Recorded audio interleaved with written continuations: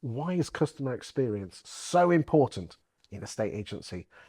Today I'm joined by Clare Yates, and she's here to talk to me about the importance of customer experience. Claire, talk to me about customer experience in estate agency. It does seem a bit obvious, but talk to me.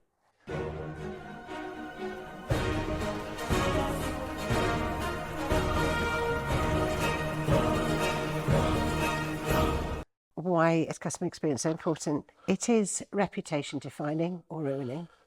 It is what makes your staff proud or ashamed. It's what makes customers brag about you, tell people about you. It's what makes you different. Who is the customer? The customer is the person that you serve. So whether it's in lettings, it would be your landlord, but also the tenant, because the tenant uses social media. It can even be the contractor that helps you do your business. And in sales, obviously, if you're looking at both the buyer and the seller, and frequently there'll be businesses connected to that too. So anybody that you serve or you have dealings with in your business. It's interesting to use the word serve because we are in a service industry. Surely it's pretty obvious that customer experience, is important. Don't you think it is? I think that there is a confusion over what is expected when we look after our customers. I think that if you listen to most morning meetings, they will start with money and finish with reviews, when it should be we start with reviews and finish with money. If you focus on money rather than the client, then money will always come before the service. So we're focused too much on the outcomes and not necessarily, the actual things that can be measured. Because customer experience, a lot of this cannot actually be measured, can it? But it's what I found in life is it's the things that quite often can't be measured that are the most important. Just like, you don't give marks out of 10 for the love of your wife. It just is. But we're very guilty of looking at KPIs and numbers, aren't we, in a state agency? But I think now more than ever, we're able to measure customer experience. We've got NPS scores for those who use them. What does that mean? Some people might not know what NPS. Okay, so that's Net Promoter Score, where you are literally measuring and asking a client out of a scale of 1 to 10, how would you rate your experience? And you can define it into each part of it, from making a new inquiry, walking into our branch. It could be how you were dealt with on the phone. It could be onboarding if you were taking on a new client. It could be the whole end of the transaction, key handover, all of that. But that requires me to actually ask the question. That doesn't happen in the estate agency that much, does it? And there's the problem. That's where it goes back to. So how can, if I was an estate agency boss or a letting agency boss watching this, is it as simple as saying of me picking the phone up or sending a survey, or how do I find out this Net Promoter Score? Well, the first thing you should be worried about is the people that don't respond to any of your surveys. There are lots of people saying 97% of our customers gave us a positive review. That isn't entirely true. It's 97% of the customers who could be bothered to do a review at all gave you that positive review. But I'm sure that out of all the people you've interacted with, there's a huge proportion of people that actually had no comment. Okay, so how would I use a piece of software like SurveyMonkey or something to email out to my database asking questions? You can. And again, I would be looking very keenly to see what was the level of the response, because is that probably as important as the response itself? Yes, in fact, it's almost more important how many people actually care enough to even bother to fill in the form. And if they don't care about your business, they weren't made to care about their business. So we tend to get reviews now from the utterly appalled.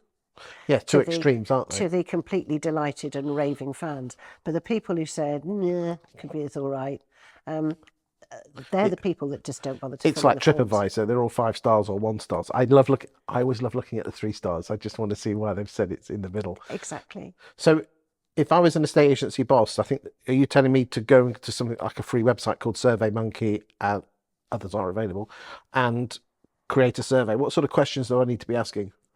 I would actually say, on a scale of 1 to 10 or 1 to 5, how good was your experience with our business during this process? So I would define it into a particular moment, rather than just say, how was it for you? Because there are the honeymoon period for a seller, for example, will be the first 3 weeks.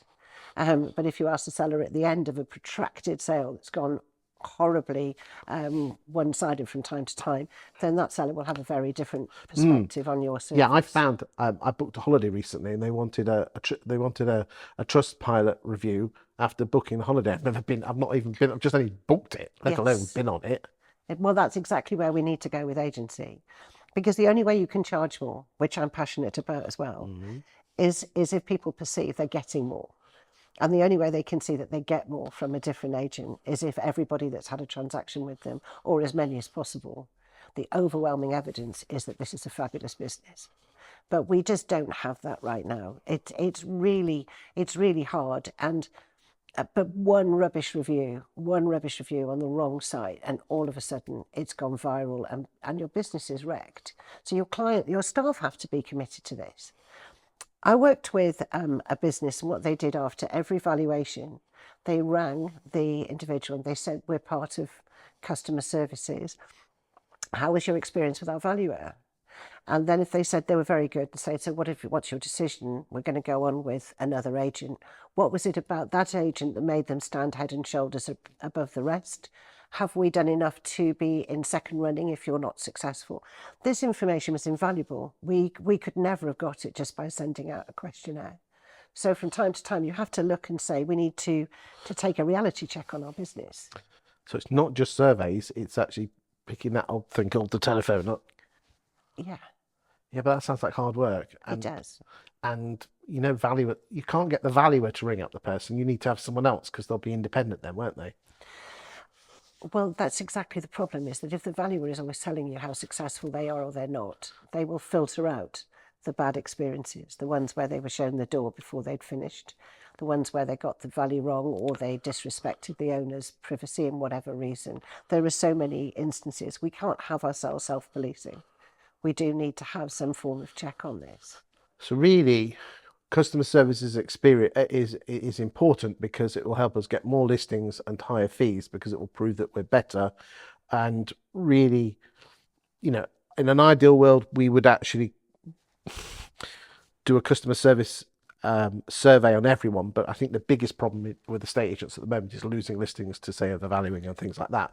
So if I can get me wrong, but if I only had a limited amount of time and resources, myself as the boss needs to be chasing every val with sending out a survey and then following up with a phone call. Yeah, and I think the most important thing is to find, it's not about why there's lots of people telling us why we lose, but you need to understand why you're winning too.